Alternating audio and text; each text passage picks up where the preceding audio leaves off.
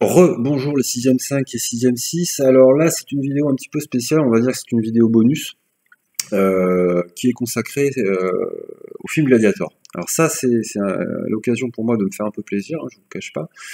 Mais c'est pas que pour se faire plaisir, c'est intéressant de travailler et d'analyser le film Gladiator parce que même si c'est pas un film historique, hein, mais plutôt un film d'aventure, euh, il est très utile pour comprendre certains aspects de l'Empire romain, et puis tout simplement pour voir à quoi pouvait ressembler l'Empire romain, ne serait-ce qu'en termes de paysage, d'architecture, de population, de territoire, etc., etc. C'est un film qui a quasiment été conçu enfin presque pour les profs d'histoire de ce point de vue.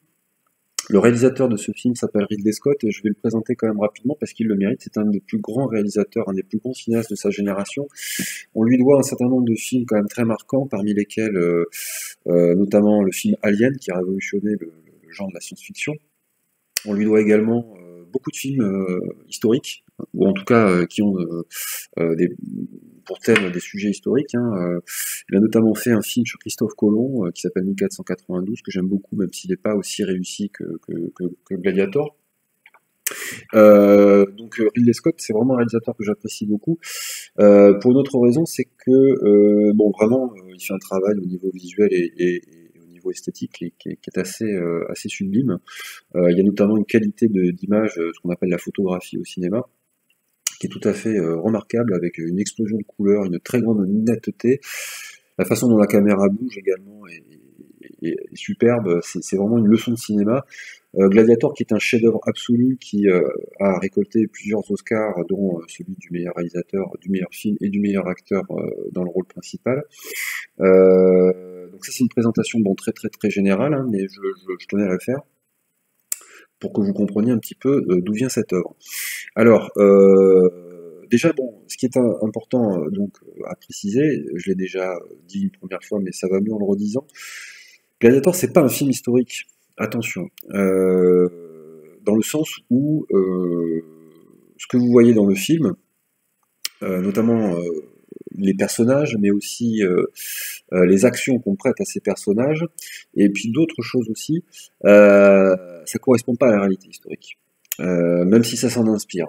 Donc ce qu'il faut bien comprendre là, c'est que Ridley Scott, en fait, il a cherché à faire une espèce de quelque chose d'assez original, qui n'est pas un film historique, c'est plutôt un film d'aventure qui a des thématiques historiques, ce qui n'est pas la même chose. Donc ça c'est bien important de le garder présent à l'esprit. C'est là que déjà vous devez commencer à exercer votre esprit critique parce que quelqu'un qui s'y connaît pas trop, il peut tout à fait partir du principe que les choses se sont vraiment passées comme ça. Or non, les choses se sont pas passées comme ça. Par contre, il y a un certain nombre de choses qui se passaient comme ça à cette époque-là, et ça, c'est quelque chose que je vais essayer de vous expliquer. Alors d'abord, qu'est-ce qu'on peut dire au niveau de l'histoire de Gladiator?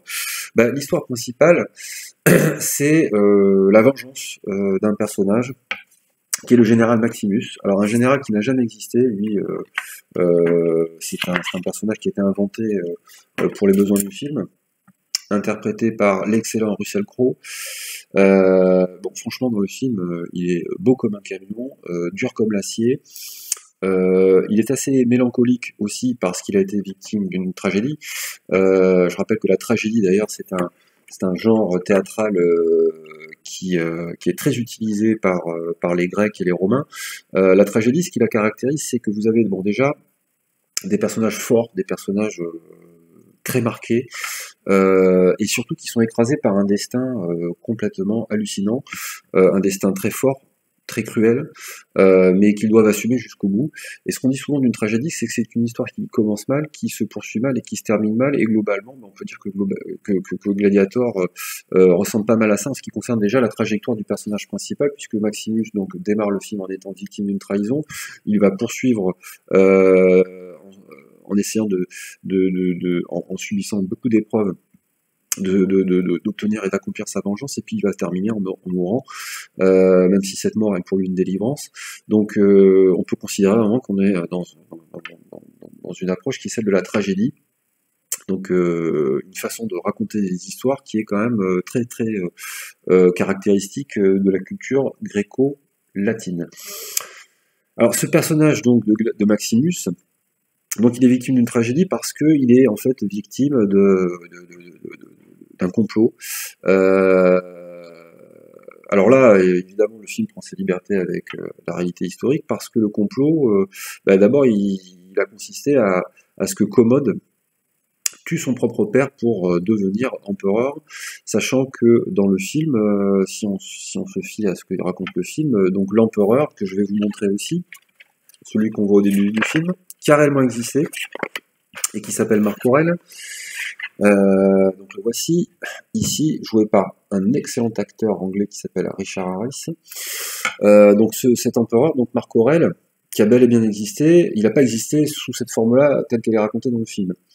Mais le film, lui, en fait, ce qu'il fait, c'est qu'il reprend un petit peu l'idée de Jules César assassiné par son fils adoptif Brutus.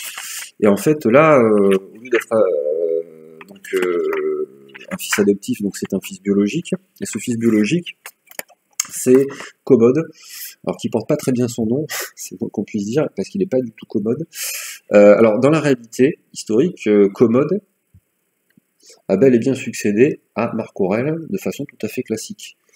C'est une transmission dynastique, hein, de père en fils, voilà. Mais par contre, dans le film, ça se passe pas du tout comme ça, puisque en fait, dans le film, théoriquement, Marc Aurèle ne compte pas nommer son fils empereur, et il compte d'autant moins le nommer empereur, et c'est là que réside le principal enjeu du film. Lui, ce qu'il veut, théoriquement, enfin, en tout cas, la version du film, c'est rétablir la République, qui avait été abandonnée avec Octave en -27, je le rappelle. Alors là encore, Ridley Scott prend ses libertés avec l'histoire. Je précise tout de suite que cette histoire qui se passe donc au IIe siècle après Jésus-Christ, il n'a jamais été question, dans la réalité, de rétablir l'Empire à cette époque, et c'était pas l'objectif du vrai Marc Aurèle. Donc en fait, ce que Ridley Scott, le réalisateur du film, a fait, c'est qu'il a mélangé un peu la réalité et la fiction, il a pris des éléments dans des choses qui se sont réellement passées à d'autres époques avec d'autres personnages, pour créer en fait une espèce de patchwork qui finit par ressembler à quelque chose de super cohérent. Mais attention, c'est pas de la vraie histoire. Alors donc, Marc Aurèle donc, est assassiné par son propre fils, qui a compris que Marc Aurèle ne voulait pas le nommer empereur, ce qui le met très en colère. Et il va être aussi obligé de faire liquider Maximus, donc ce fameux général. Pourquoi est-ce que Commode veut liquider Maximus? Il veut liquider Maximus parce qu'il a compris qu'en fait, Maximus, c'est vraiment celui que Marc Aurèle a choisi pour assurer la transition et notamment rendre les pouvoirs à la République de Rome. Maximus, c'est en quelque sorte le fils que Marc Aurèle aurait aimé avoir et qu'il n'a jamais eu, c'est d'ailleurs ce qu'il lui dit dans le film. Ça, c'est un très très grand classique, donc on pourrait presque considérer Maximus comme une sorte de fils adoptif en puissance, et ça rappelle notamment donc les relations avec entre Jules César par exemple et Brutus, et puis surtout aussi avec Octave. Il se trouve que Maximus donc va échapper à l'exécution qui lui était promise parce qu'il arrive à s'en sortir grâce à ses talents de guerrier. Mais par contre, sa femme et son fils, eux, vont être massacrés en guise de représailles, et surtout Commode est absolument convaincu que cette exécution de Maximus a bel et bien eu lieu. Or, il se trouve que c'est pas le cas, mais il n'en a pas été informé par les officiers de l'armée romaine, ce qui prouve une chose au passage, c'est que, en tout cas dans le film, Commode, il n'a pas tant d'autorité que ça sur l'armée. Le vrai patron, celui que l'armée reconnaît vraiment comme le chef, c'est Maximus. Alors ça, c'est un truc intéressant aussi, parce que Maximus, ce n'est qu'un chef de guerre, ce n'est pas un homme politique. Mais par contre, dans l'histoire de l'Empire romain, on a souvent vu des situations, notamment sur la fin de l'Empire, et ça a contribué à créer un peu de cette décadence dont je parlais dans les autres vidéos. Il y a eu souvent des généraux, en particulier sur le front germanique, et c'est exactement là que se passe le début du film, donc la partie qui correspond à l'Allemagne actuelle. Il y a souvent eu beaucoup de problèmes avec les tribus barbares locales, donc ça obligeait à envoyer régulièrement des bons généraux sur place. Et ce qui se passait parfois, c'est que quand les généraux commençaient à enchaîner les victoires et que par ailleurs à Rome le pouvoir est un peu flottant, concrètement il y a plein de généraux qui en ont profité pour s'auto-proclamer empereur direct. C'est ce qu'on appelle des usurpateurs. Voilà. Donc Maximus aurait pu connaître un destin comme celui-là dans le film. Mais en fait, il se trouve que Maximus ne va pas tout à fait connaître ce destin-là pour plusieurs raisons, la principale étant qu'il n'a pas d'attirance particulière pour le pouvoir. Alors là, il y a deux scènes déjà sur lesquelles j'aimerais attirer votre attention, pour ceux qui ont donc vu le film. La première scène, c'est la scène de bataille qui se passe tout à fait au début, c'est la scène inaugurale. C'est une scène qui se passe donc en Germanie.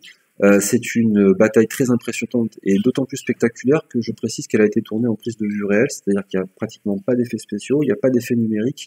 Là, vous avez des milliers de figurants qui sont convoqués, vous avez des très grands mouvements de caméra qui se passent dans des paysages réels, vous avez beaucoup de matériel, notamment des catapultes ou des choses comme ça qui ont été réquisitionnées pour l'occasion. Faut bien se dire un truc, c'est qu'un tournage de ce genre, rien que cette séquence-là, ça représente des semaines de travail.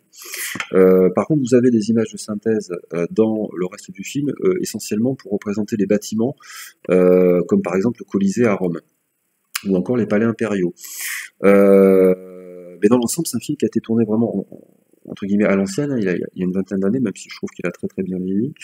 Et c'est ce qui contribue aussi, je pense, à lui donner un souffle particulier qu'on trouve pas forcément dans les films d'aujourd'hui, qui sont pratiquement faits sur ordinateur à 100%.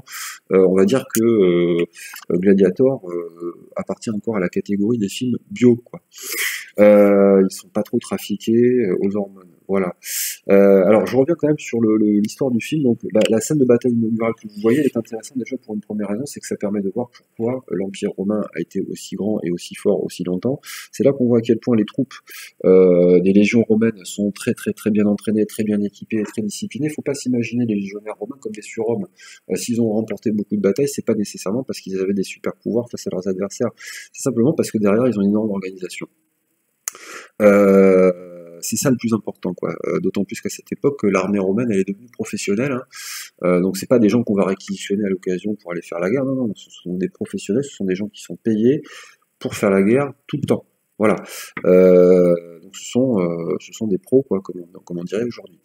Donc cette scène de bataille elle est intéressante aussi parce qu'elle permet de voir à quoi ressemblaient un petit peu les barbares germaniques dont j'ai parlé dans les vidéos consacrées au cours.